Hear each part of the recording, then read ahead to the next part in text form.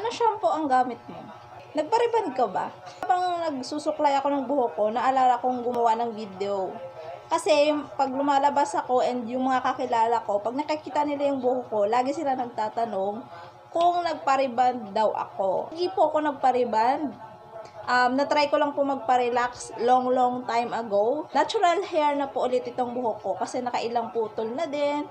Ayan, napalitan na po siya and nagpa-relax ako noon, mag-18. Simula noon, hindi na ako nagpa-relax ulit kasi nga, parang naramdaman ko talaga na napaso yung dito ko banda. Kaya medyo dito ko, parang napanod siya konti dito. Medyo manipis dito kasi siguro na-cause yun nang nagpa-relax ko. Kaya hindi ko na siya inulit. Bago ko itapon yung bottle na ginagamit ko. So, ito lang po yung ginagamit ko. So, actually po, itong dalawang to, wala na siyang laman. Ito lang po yung ginagamit ko kasama itong ating hair mask.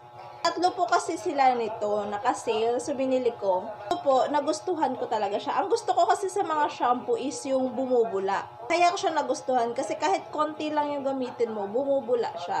And ang maganda kasi, nagpakulay ako ng buhok, pero hindi siya nasira. Ayan o, maganda pa rin yung buhok ko. Diba? Maganda pa rin yung buhok ko. So, ito lang po yung ginagamit ko, itong shampoo na to. Itong shampoo and conditioner ng DW. Bundle ko po ito nabili. Pero ngayon, wala na siyang bundle. I-check ko kung yung link na binilhan ko is available pa. So, ilalagay ko lang dito sa yellow basket.